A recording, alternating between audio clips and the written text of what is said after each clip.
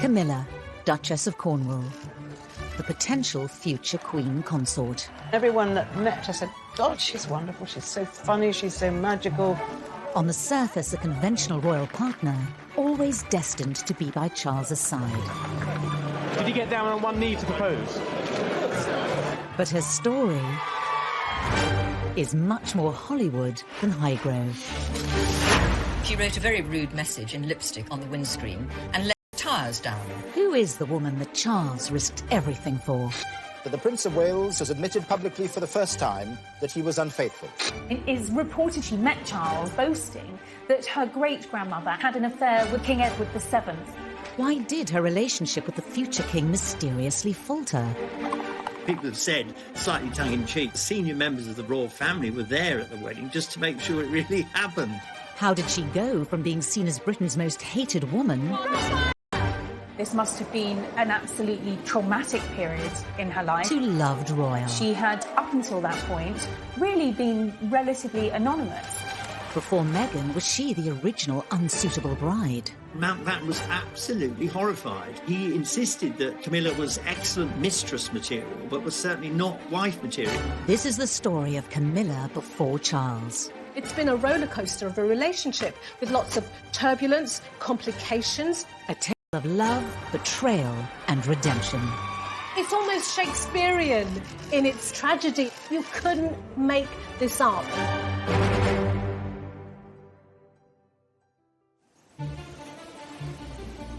May 1989. The Aegean Sea just off the Turkish coast. A prince and his former girlfriend are sunbathing on a boat. They think they're not being watched, but the paparazzi were there, and the implications will send shockwaves through the House of Windsor. There were photographs of Charles and Camilla in a launch in a speedboat together.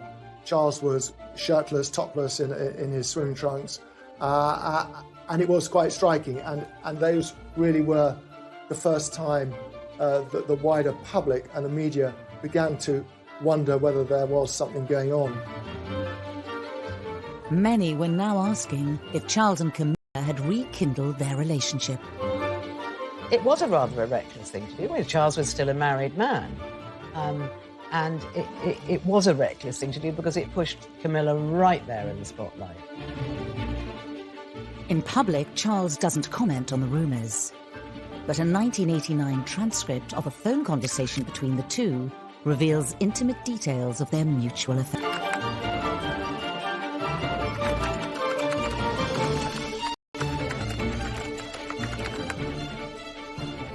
Whilst rekindling her relationship with Charles, Camilla couldn't have predicted the epic fallout that would unravel over the next 10 years. I think Camilla must have been an extremely robust person to deal with the torrent of media interest, strange telephone calls, paparazzi following her around that was her life. All this building towards one of the most brutal public outings ever. Do you think Mrs. Parker Bowles was a factor in the breakdown of your marriage? Well, there were 3 of us in this marriage, so it was a bit crowded. Diana set out to destroy the Prince of Wales, I think, so anybody involved with him was going to feel her wrath, and the obvious person to blame was Camilla. How did this seemingly unassuming woman find herself on the wrong side of the biggest scandal of the decade? Derided, isolated, and at rock bottom.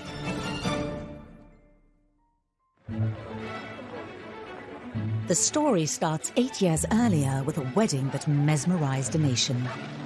I mean, here we had the Prince of Wales, a rather dashing and glamorous figure himself then, known as Action Man in the popular press, and this extremely striking and beautiful young woman. And the whole country got swept up in it.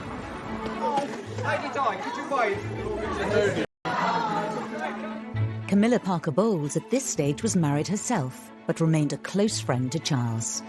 It's thought she even encouraged him that Diana was the one. In that period, Charles's life was difficult and he knew he was under pressure to find a wife, and Camilla thought she'd be perfect for Prince Charles.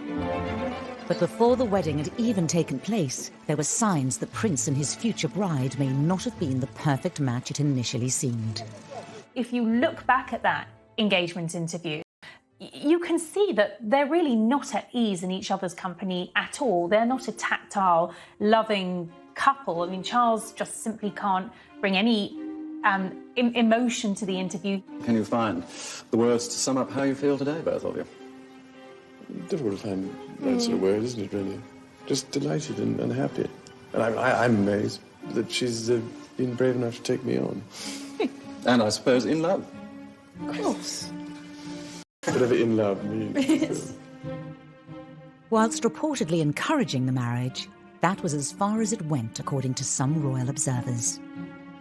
Camilla might have been the older woman who had dated the prince before Diana and who was in a good position to give Diana some counsel in those... Charles and Camilla had met 10 years earlier through a mutual friend.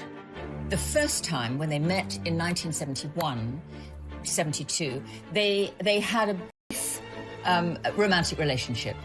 It only lasted for about 6 months. Camilla married Andrew Parker Bowles. The second phase of their relationship was when she was married to Andrew. Prior to the wedding to Charles, had Diana known how close Charles and Camilla had truly been? Were there warning signs? Shortly before his wedding, Charles wanted to thank a number of women who'd been very kind to him over the years of his bachelorhood. And Camilla was one of them. Diana found this bracelet that Charles had specially made for Camilla. It had the initials GF on it, and she immediately realised that this was for Camilla. And Diana was said to be aware of the nickname Charles had for Camilla. When Prince Charles was growing up, very, very popular show on the radio was The Goon Show.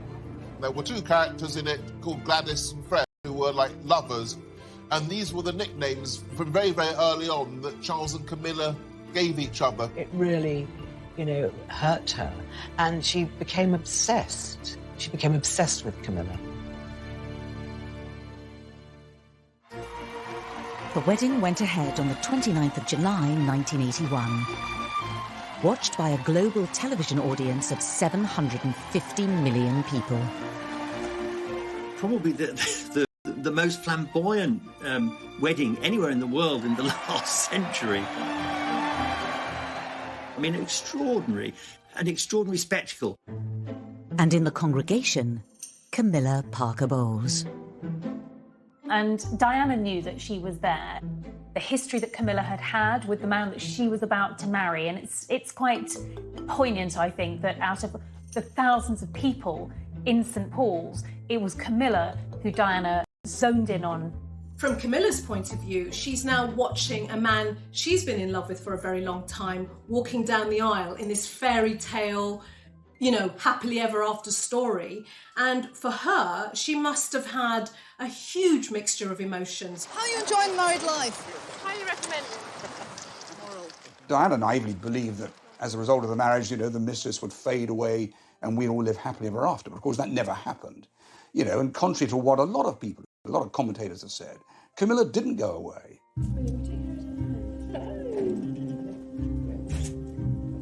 As time wore on, cracks began to appear in the Wales's marriage.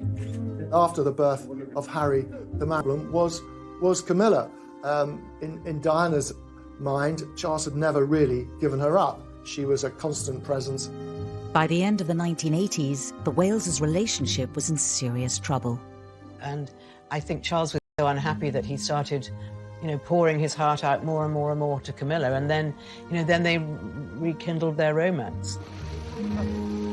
At this stage, it would have been well known to Charles's innermost circle of friends, certainly the social circles that he mixed in, that Camilla was back on the scene, and Diana had her suspicions. 1989, Ormley Lodge, Richmond. Diana and Charles attend Camilla's sister's birthday party, and suspicion is about to turn to confrontation. There was this extraordinary atmosphere that once we'd arrived, Diana arrived, and of course there were the friends of Camilla and indeed her sister. Ken Wharf was Diana's bodyguard and was there on the night. About an hour and a half later that Diana's voice was heard along the corridor near the kitchen where I was. she sat, shouting my name. And she said, I just can't find my husband, or Camilla.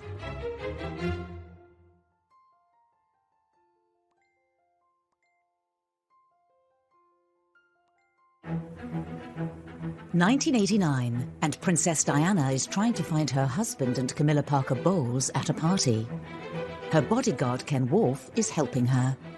We began an exploration of the house. Sat on the sofa was the Prince of Wales and Camilla actually talking. And Diana said, listen, please don't treat me like an idiot. You know, I know what's going on. There was no attempt by Camilla to deny Diana's allegations. Diana didn't have any proof, but she had a hunch. So they, you know, and all hell was going on upstairs because everyone was saying, gosh, Diana and Camilla are having a confrontation downstairs. And Charles knew that this was, you know, this was the moment to leave. But of course, on the return journey home, nothing was said in the car. That really was the beginning of the end of the Wales' relationship. It is announced from Buckingham Palace that, with regret, the Prince and Princess of Wales have decided to separate. After the separation, Charles and Camilla's relationship remained in the shadows, until Princess Diana goes on the offensive.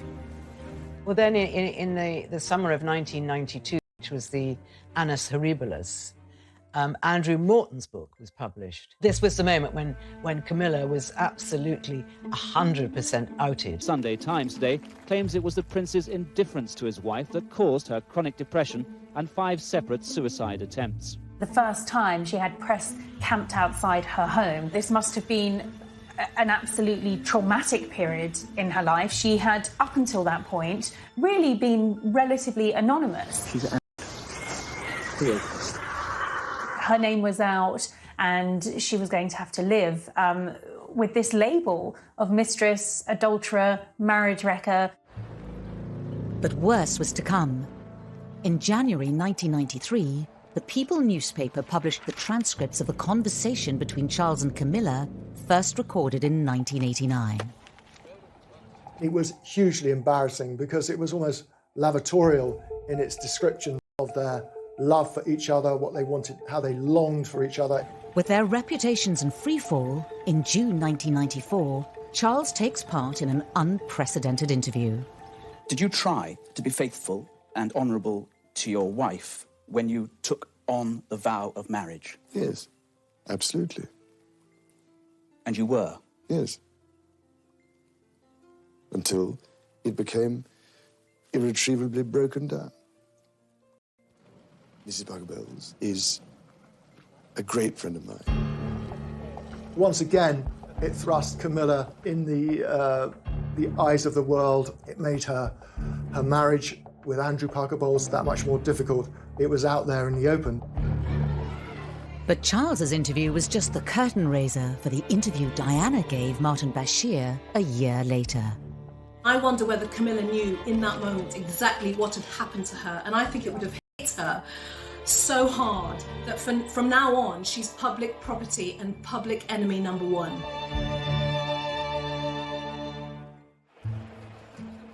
Today, the Duchess of Cornwall cuts a very conventional royal figure. It's hard to imagine how she ended up embroiled in a scandalous affair. But there are clues in her early years that reveal a very different character to the one we see now. Broderick Munro Wilson grew up with Camilla. She was slightly rebellious. I mean, she shared a room with my second wife, and of course smoking was a forbidden thing. But anyway, she was definitely smoking as a teenager. Camilla's friends all loved her. She was she was always the one at the centre of everything. She was terrific fun. Boys adored her because she was funny and characterful. I mean, she wasn't a beauty, but I mean, I think she was approachable, and she was very, very popular. Thank you very much for giving us this Silver Heart, but I still think... 1960s swinging London is in full flow, and 18-year-old Camilla Shand is said to dive headfirst into the party scene. She did have some jobs, like she worked at Colfax and Fowler, the decorators. She didn't last a week. One morning she overslept after a very long party, and I think she was probably rather hungover, and she arrived late and said, "Oh, I'm terribly sorry." And the boss head Colfax and Fowler, who was a demon anyway, just absolutely tore her apart and sent her packing. And that was the end of her working career. But she was never cut out to be a career woman. But I think she had a lot of fun in swinging London. She was famously a party girl in the mid-60s, and, you know, she might go to 3 parties a night, 5 days a week. I mean, she was extraordinary. She absolutely loved partying. And this fun-loving, vivacious Camilla catches the eye of many of her peers. She was not without her admirers, let me tell you, because you know, she looked very nice. She was always beautifully turned out, and she had a personality. You know, she had things to say for herself. She was talkative. I mean, if you sat next to her at a dinner party, you were delighted because you knew you'd have a good conversation. But this young, carefree period of her life doesn't go unnoticed years later. Camilla had had a past, and, you know, at times quite a raucous past. She was known, particularly in palace circles, for being a party girl.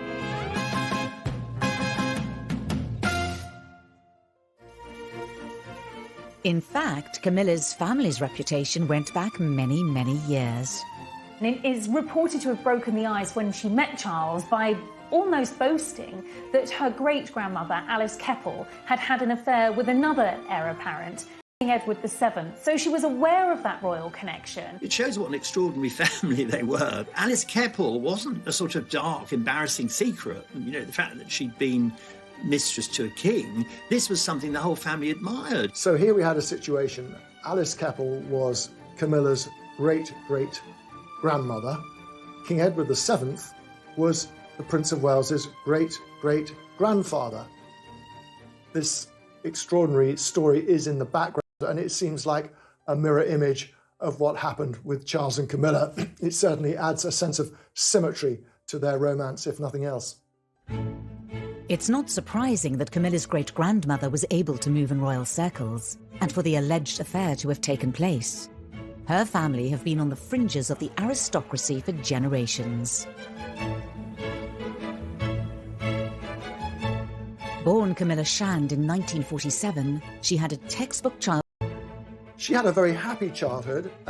She was the eldest of 3, the firstborn, and then she had a younger sister, Annabelle, and then their brother, Mark.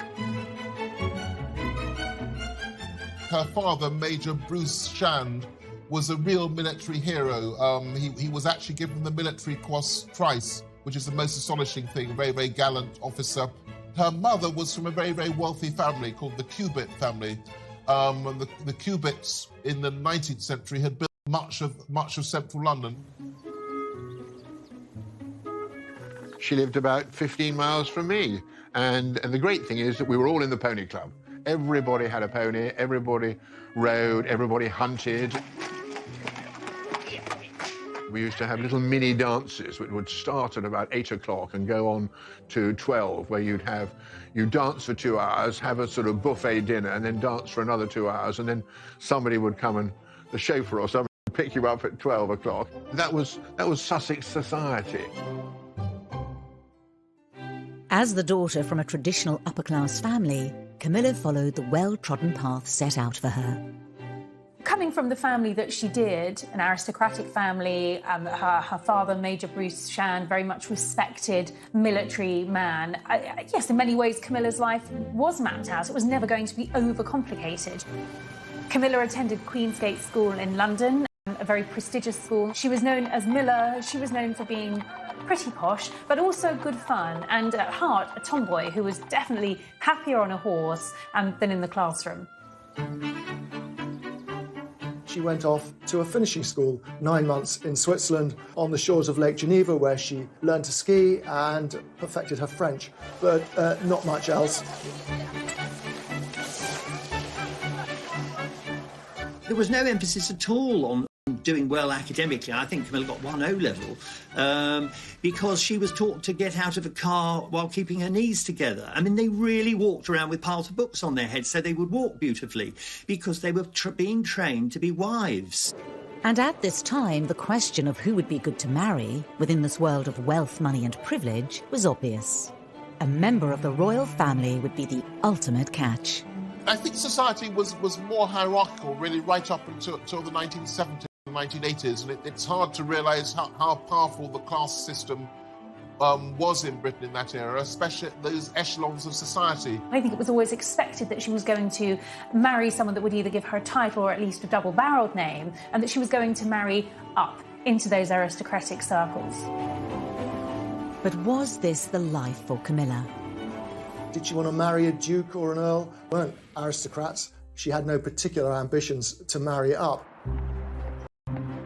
The 25th of March 1965. It's Milla Shan's debutante party. The party turns out to be a landmark moment in her life. She had a coming-out party at Cersei's, which is just behind Harrods, which was one of the fashionable places to do it.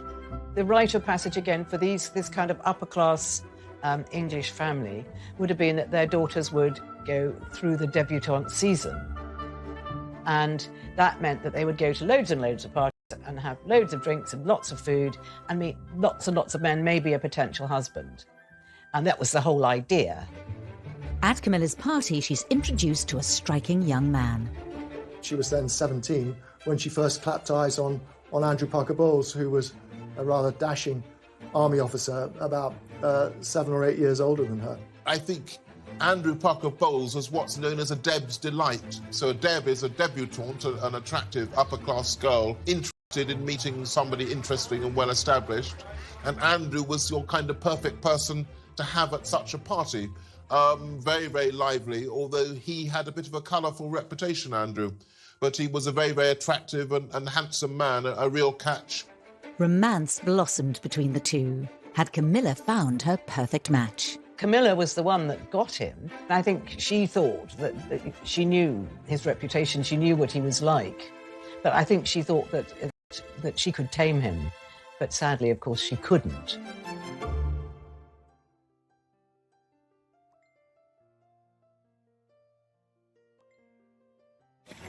By 1970, there are rumours Andrew Parker Bowles had begun to date Princess Anne, as his relationship with Camilla Shand faltered. Andrew didn't necessarily finish with one girlfriend and then move on to the next. He had dated Princess Anne, of all people, and I think it overlapped with Camilla to some extent. A year later, Camilla was introduced to Prince Charles by a mutual friend, Lucia Santa Cruz. Lucia knew exactly what the situation was with Andrew Parker Bowles and Camilla, and she didn't think her friend was being treated properly. So she decided that it would be a good idea to introduce Camilla to Charles. Andrew Parker Bowles was often away on army tours. They took him all over the world, to Northern Ireland, of course, at that time, too. And in 1972, Charles was on terra firma. He had by then been spending time in the Navy, but he was doing a long posting in the UK. With Andrew away, it sort of cleared the way for the two of them to spend a lot of time together. Charles actually himself told me, Camilla, and he really wanted to impress her. So he ordered the most expensive bottle of wine on the menu. And Charles just sort of moved his hand and knocked the whole bottle over. And he said he was so humiliated trying to impress this girl and then knocking over this expensive bottle of wine. I think what attracted Charles to Camilla was the fact that she was not overawed by him at all. The fact that she was going out with the Prince of Wales, you know, he could have been Joe Bloggs. She didn't care. He loved the fact that Camilla was fun and could be a bit frivolous and carefree. She was very different to the other debutantes on the scene at the time, and certainly some of the women that Charles had been linked with. And she was something of a breath of fresh air. And when they did start dating, Charles was, you know, absolutely blown away by her. I think that storyline is really well captured in the Crown, where you can see that he falls for her very, very heavily. In episode 9 of series 3, Prince Charles' feelings for Camilla were portrayed in this heartfelt and moving scene. And there's a feeling I've never had before. A sense of safety and belonging. And all that loneliness having vanished. It was all rather miraculous. I think you are miraculous. During 1972, the relationship is said to have blossomed. Camilla went down to Broadlands on several occasions during those 6 months and had lovely weekends with Charles there. They were both very horsey. They both, they had a lot in common, Charles and Camilla. But some commentators say their relationship came under scrutiny by senior members of the royal family, including his mentor and one of the closest people to him, his great-uncle, Lord Mountbatten. Charles had discussed the possibility of turning this intense relationship with Camilla into marriage, and Mountbatten was absolutely horrified. He insisted that Camilla was excellent mistress material, but was certainly not wife material, that it was impossible. Why would Camilla Shand, an educated woman from a privileged family who moved in the right circles, be deemed unsuitable for the future king? Mountbatten, his view was that whoever he married, if they weren't royalty themselves, then they should be of very noble birth, and however well-born Camilla was, she wasn't a member of the aristocracy. But the bigger problem was that everyone, from Mountbatten up to the Queen, was terrified that she had a past. She had too many pasts. It looks odd 40 years on. It seems rather anachronistic now, but it was thought that he had to marry a young woman who as it were, was completely pure, almost virginal. If modern standards had applied at the time, it would have been a very different story for Charles and Camilla. Well, I think the world has moved on, and I don't think anybody cares now whether someone happens to be the daughter of an earl or just a normal person, as long as they've got the makeup to be able to deal with the job. I don't think the fact that they're commoners makes a jot of difference. When Meghan married Harry, she was a divorcee. When the Queen came to the throne, divorcees were not accepted at court. It was unthinkable. The Queen's own sister couldn't marry a divorcee. Her uncle had had to give up the throne because he wanted to marry a divorcee. At the time they were first seeing each other, some royal observers say senior members of the family were not happy with the relationship. In the month that he's been with Minerva in the Caribbean, he several times visited the Bahamas Islands. But this was the first time he'd made an official visit. It was really the palace who made sure that this sort of fledgling 6-month blossoming romance never really got off the ground. Charles was very deliberately sent off to the West Indies with the Royal Navy, where he was posted for 8 months.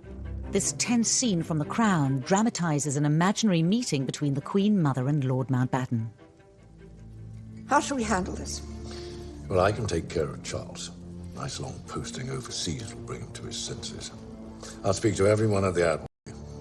8 months on the other side of the world, it'll soon go away.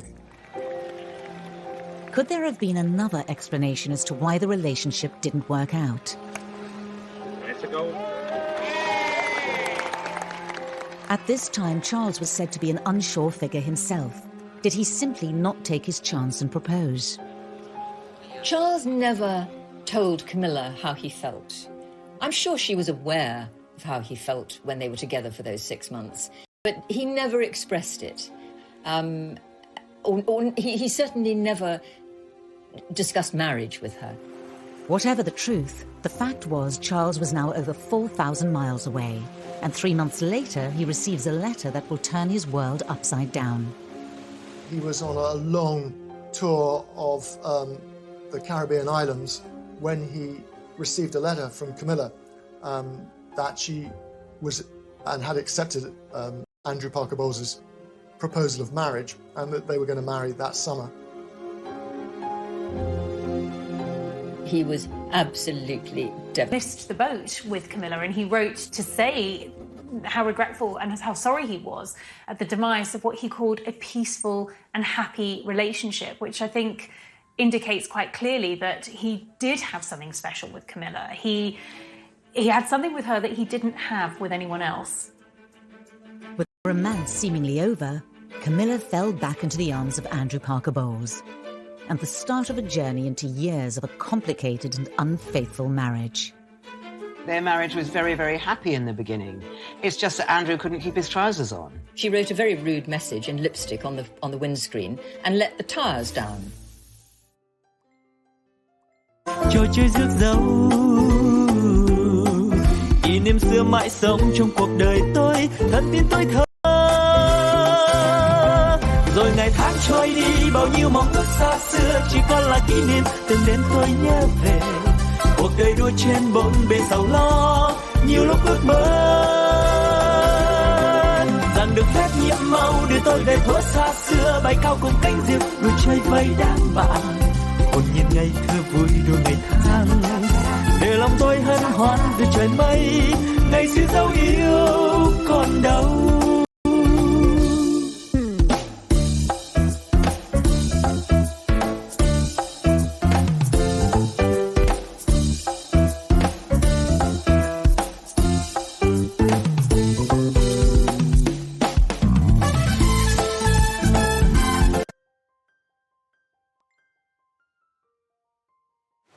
In steaming heat, Prince Charles's frigate, HMS Minerva, edged her way into Nassau Harbour. 1973. Prince Charles is in the West Indies with the Royal Navy. And his relationship with Camilla is seemingly over. I don't think Camilla quite realised the depth of Prince Charles's feelings for her. I think she thought, you know, he's too young for me, he can't marry me, I need to get on with my life. And anyhow, I'm in love with Andrew Parker Bowles. And that's the man I want, and that was the man she got. And the difference between the two couldn't be more striking. You've known Prince Charles for a very long time, haven't you? What sort of person is he? Well, you know as well as I do. Everyone knows he's a marvellous leader and a marvellous man. I've heard the quote that Camilla said that however much she admired and felt love for Charles, is it possible to love two men? I think the answer for her would have been yes, Camilla, it is, because Charles and Andrew were so different. Andrew found it difficult, certainly at that stage, to live without her. She was similar to him, similar interests, very intense passion. I always feel rather rotten saying this, that Charles wasn't very sexy. Andrew was a very, very promising guards officer. Some people thought he was a bit of a name dropper, a bit of a snob, but he always struck me as absolutely charming.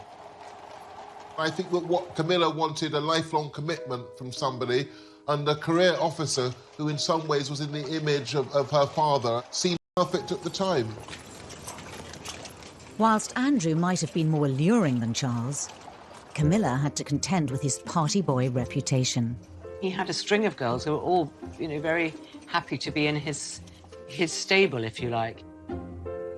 She knew his reputation, she knew what he was like. But I think she thought that she could tame him. I was certainly witness to the fact that Andrew Parker Bowles was a popular boy, and no doubt about it. But everybody at some stage or other was joined at the hip with Andrew Parker Bowles. There was one occasion before they were married when she was walking home one night and she saw Andrew's car parked outside one of her friend's flats and knew exactly why it was there. And so she wrote a very rude message in lipstick on the windscreen and let the tyres down. So she wasn't a complete doormat. Despite any concerns, on the 15th of March 1973, it was announced in the Times Camilla and Andrew were engaged to be married. I think he was forced into the proposal because he was very aware that Camilla was seeing Prince Charles. And I think he genuinely feared that if he didn't pull his finger out and make an honest woman of Camilla, he might actually lose her. He wanted Camilla to be the mother of his children. He could see a future with her. News reaches Charles over 4,000 miles away that Camilla is engaged. According to insiders, he took drastic action and fired off several letters. He wrote to Camilla and pleaded with her to reconsider, but I think by this point it was just too late. She was, I think, his first real love. And when you fall first, sometimes you fall hardest. Major and Mrs. Shand, Your Majesty, and Mr. and Mrs. Parker Bowles. And the imagined reaction of the royal family to Camilla and Andrew's relationship was dramatised in this gripping episode of The Crown. You're probably wondering why I've invited you all here this afternoon. It's a slightly delicate matter. Something of an imbroglio involving your son, Derek, your daughter, Mrs. Shand, and my grandson, the Prince of Wales. The families have been spoken to. The date has been set for Camilla to be married to the Parker Bowles boy. Good. There's no evidence of how the news of Camilla's future marriage actually. Regardless, Andrew and Camilla's wedding took place at Guards Chapel in London. It was dubbed the Society Event of the Year. There were members of the royal family there. The Queen was there, the Queen Mother, Princess Margaret and Princess Anne. People have said, slightly tongue-in-cheek, that the senior members of the royal family were there at the wedding just to make sure it really happened. There was this enormous relief in royal circles. This Camilla problem had now gone away for good. It was a very glamorous occasion. Of course, the one figure who wasn't there was the Prince of Wales. He was on his ship, and he wouldn't have gone anyway because it would have been very hurtful for him to see the woman that he still loved being married to somebody else. It was a very, very significant event, and nobody would have thought this wasn't a marriage that was going to last for decades. Camilla and Andrew went on to have 2 children, Tom and Laura. Despite their history, Charles remained close to the young family. They managed to include Charles even in that intimate part of their lives by making him a godfather to Tom. Their lives were intertwined, particularly through polo and other social occasions. Charles was often to be found sitting cross-legged on the sitting room floor with his godson watching television or chasing the children around on his hands and knees. I mean, he was an essential part of their family. On the surface of it, the Parker Bowles' marriage seemed perfect, and Camilla was finally able to put into practice what she'd learned at finishing school. When you meet Camilla, she seems a very, very warm and maternal person. She enjoyed decorating the houses and making them homely, filling them with books, lovely fabrics, not always the most tidy house. She had a big social life in the country, and she had her 2 children, and she had her dogs and her family home, so almost everything she'd ever wanted. But in reality, Camilla's marriage was not all that it seemed. I think their marriage was very, very happy in the beginning. It's just that Andrew couldn't keep his trousers on. He was a serial philanderer. He was at a dinner party and a young woman sat next to him and said, "Andrew, I'm really offended. I'm the only one of Camilla's friends that you haven't made a pass at." Oh, God, there was a huge amount of gossip. It was very well known and very well publicised that Andrew Parker Bowles was playing away, I think is the way we describe it, playing away. Quite how she handled it all, it's hard to imagine, but handle it she did. I mean, it was a kind of an upper-class thing. One almost expected husbands to stray not long after they've taken their marriage vows. I think for Camilla, incredibly vulnerable. You're at home with 2 gorgeous children, and he's in London all week, and you know perfectly well what he's doing. Prince Charles started coming round to Camilla's house, and they rekindled their relationship, and it seemed a natural thing to do. By the late 1970s, Camilla was said to be seeing Charles again. Andrew is a very good example of the typical upper-class Englishman. I don't think he liked the fact that Camilla was drawn back to Charles, but he was a great friend of Charles. It was one of those things that happened in life, and as long as it didn't get in the newspapers, he really wasn't bothered. But in July 1980, everything changed when Prince Charles started dating Lady Diana Spencer. Are you bearing up with it quite well, though? Because it must be quite a strain with all of us after you. Well, it is, naturally. They started courting almost immediately. It was a rather prim and very old-fashioned courtship. They had very few actual moments together. They scarcely knew one another. However, around 6 months later, it was announced they were engaged. 11 a.m., Buckingham Palace. The beginning of a day to remember. The long-awaited, much-written-about engagement had happened. Well, he's getting on a bit, isn't it? About time we got married. And this was the first chance to see the ring of sapphires and diamonds. I believe the relationship between Charles and Camilla continued right up to 1981. I've spoken to people who confirmed that, I don't know how to put this delicately, but Camilla and Charles had a sort of, they had a last night together in the week before the royal wedding in 1981. It was a sort of, a farewell tryst. It's reported Prince Charles has denied these claims. And forsaking all other, keep thee only unto her, so long as you both shall live. I will. Camilla stepped back, and their romance, the physical side of their attachment ended, and he was faithful, at least to start with, to Lady Diana. By the mid-80s, Charles and Diana's relationship was on the rocks. Friends of Charles were convinced that he was actually close to cracking up. He couldn't make his wife happy. They fought terribly. On the surface, all seemed well, of course. In public, they were a great double act. It wasn't long before Charles and Camilla's love affair was said to be reignited. It's always been given out that Charles and Camilla renewed their physical relationship around well before 1986. Come 1993, it all starts to unravel. The Prince of Wales has admitted publicly for the first time that he was unfaithful.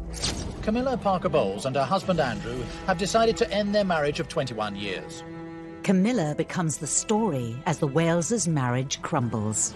Camilla's poll ratings were abysmal. She was labelled a marriage breaker, a temptress and worse. For somebody who was private, who'd been a homemaker, a mother, she had to show great strength of character to get through that enormous intensity of media scrutiny. Camilla became the most hated woman in Britain, if not the world. She had photographers camped outside the family home. Camilla was suddenly famous, and she was famous for all the wrong reasons. She kept stum, you know, and was very, very dignified about it all. Diana was always finding a friendly journalist to tell her story. She never did that, and I think that's great credit to her. After Charles and Diana's divorce in 1996, Camilla's official introduction into Charles's life began. Charles had been very keen to try and ease Camilla into the public arena. He was tired of sneaking around, and so he employed a PR wizard called Mark Boland to help with this process and to try and rehabilitate the prince himself, because his reputation was in tatters. But a year later, everything ground to a halt. In the early hours of the 31st of August 1997, the unimaginable happens. The Press Association announced with a news flash at 4:41, that's just a few minutes ago, that Diana, Princess of Wales, has died.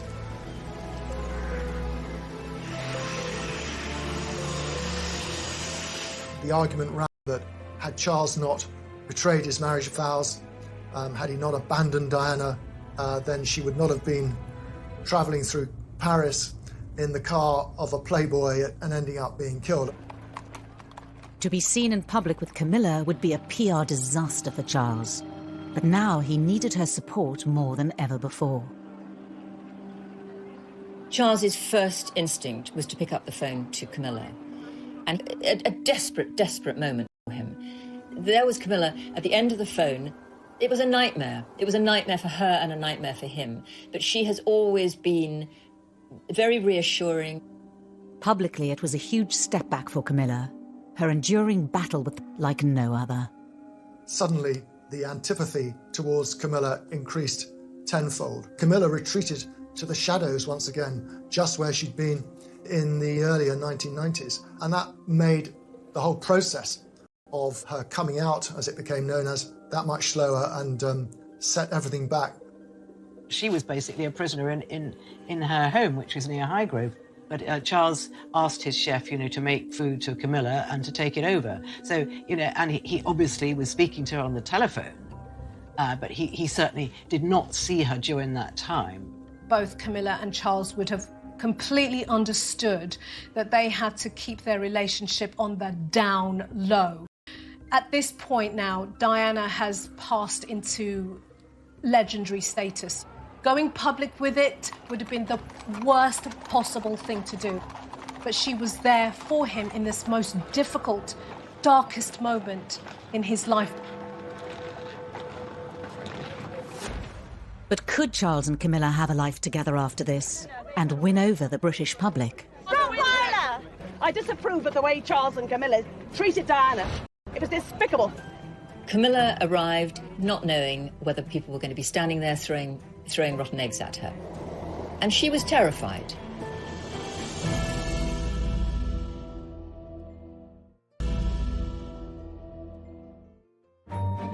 After Diana's death, reintroducing Charles and Camilla to public life would be an arduous process. One that'd take meticulous planning over the space of almost 17 months. Camilla was a non-negotiable part of his life. Charles was not going to give up, abandon this woman who had stood by him, who had given up so much, who had been traduced in the media. He was determined that she was going to be with him through thick and thin. Camilla's relationship with the British public needed some serious nurturing. Decisive action was taken by the palace, and a plan was masterminded by Mark Bolland, who was now Charles's deputy private secretary. And the way he decided the problem should be handled was to persuade the public that she wasn't some bogey woman, but that she was a very important part of the prince's life, that she made him a better prince. Discretion still rules in the run-up to Charles's 50th birthday. Very gradually, she was bought out, and it was a supreme strategy. And people started to see her in a slightly different life, and everyone that met her said, God, she's wonderful, she's so funny, she's so magical. Word sort of started and spread. In January 1999, the planning came to fruition outside the Ritz Hotel in London. Around 200 members of the... Just extraordinary. It was like the whole sky lit up with flashbulbs. That moment sort of sealed the deal. By and large, the reaction was positive. And from then on, the process was able to be speeded up. And that was really the moment when Camilla began to be accepted by a section of the British public. But would Camilla ever be accepted by the inner circles of the House of Windsor? And then the next major step was meeting the Queen. It was a party that Prince Charles was hosting at Highgrove, his country house. For Charles and Camilla, it is a milestone. The heir to the throne's long-term companion, now accepted in royal circles. Interestingly, there wasn't a lot of briefing about it, except to say that the two women had spoken, they'd shaken hands, Camilla had curtsied, and they had chatted briefly. With their reputations on the rise, in February 2005, it was announced to the world Charles and Camilla were engaged. How are you feeling, ma'am? All right. Just all right? I'm just coming down to earth. Did you get down on one knee to propose? The proposal happened at Burkle on the Balmoral estate. I think that was quite significant because Charles is a bit of an old-fashioned romantic. Burkle is where Charles fished on the Dee with his grandmother as a boy, and he was very happy there. I'm sure there was some die-hard lovers of the late Princess Diana who thought, no, this is not right. But I think the British public, by and large, welcomed this announcement. On the 9th of April, thousands of people lined the streets of Windsor to catch a glimpse of the bride and groom. But had they really managed to win over the British public? I disapprove of this marriage today. I disapprove of the way Charles and Camilla treated Diana. It was despicable.